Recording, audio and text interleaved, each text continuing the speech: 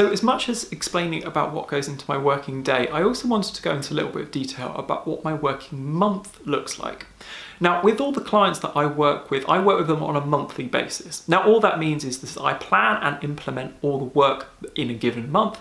It happens at the start, and by the end, all the work is completed, and that's when the invoice goes out. In terms of actually organising that month though, as I covered previously, I try and aim to do 6 hours of work a day. Now that's multiplied by the number of days in the month. So in a given month, say it's 21 days, I do 6 hours a day, that works out I have a capacity of 126 hours to potentially sell to different people. With those total hours, I can therefore work out how many hours I need to do in total and how many hours I've got remaining. Now with that remaining time, I can then decide whether or not I really want to push marketing a bit further and try and bring in some more work, or whether I can use that time as holiday, or indeed use that time for other projects, which doesn't mean necessarily selling my hours in return for other digital marketing services from clients. This also helps to really establish what your cash flow forecasts are going to be like. So literally the amount of money that you're expecting to bring in now and how much money you're expected to bring in the months ahead.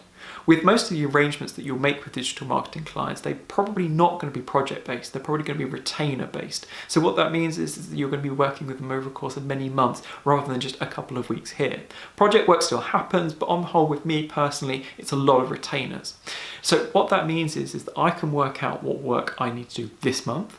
It also means that assuming they stick around, I also know the number of hours that I'm going to be doing the following month and in theory the month after that. I don't plan any further ahead than that, simply for the fact that by the time you get sort of 3-4 months into the future, some clients will have joined you, some clients will have left. And so it's very hard to forecast the number of hours at that stage. So what that means is that I know going forwards, I've got a certain degree of income that is coming in off the back of those clients as long as everything stays all right. And if I get any more work in, then great as well. The one thing that I really realised though when doing this is that there are certain months where you're going to have a lot more days and there are certain months where you're going to have a lot fewer days. Now, obviously, certain months like February, just being a shorter month, that can actually have quite a big impact on the amount of time you have available in order to service clients. If you have acquired quite a number of digital marketing clients, you can suddenly get to a sort of pinch point, as it were, where actually you suddenly don't have the number of hours in the month available in order to be able to do all the work, simply for the fact that the month is shorter. Again, Christmas is a perfect example of this, where if you want to take time off over Christmas, and most people traditionally would take at least a week, suddenly you may have found that you've ended up selling 4 weeks of work, but you only have 3 weeks to complete it in. So this also means that you can have a bit of foresight into how you're going to plan accordingly. So that can mean potentially outsourcing your work to other suppliers, which is a lesson we will come on to.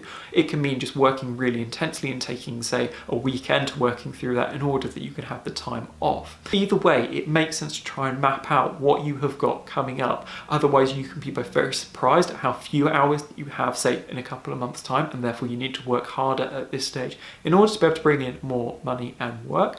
Or the fact that you may be coming into a very busy period where you need to look at outsourcing or making your systems more efficient in order to be able to complete the work. I don't use anything more sophisticated than a spreadsheet with just the name of the client and the number of hours they're selling, and so it's not something that is particularly complicated, and the fact that all these things are planned well in advance means you know that you can start allocating your time and energy accordingly.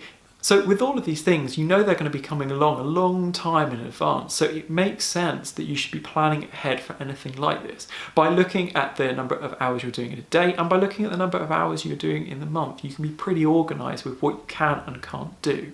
I also find that it's really important that for me, it just kind of satisfies that bit in my brain. I often feel that if I don't know how many hours I have left available in terms of free hours, that can really stress me out because you suddenly feel like you just haven't got enough time to get everything accomplished.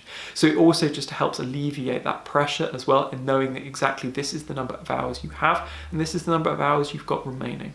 So all I can say is find a system which works for you, keep a record and keep organised for what is coming up in the future.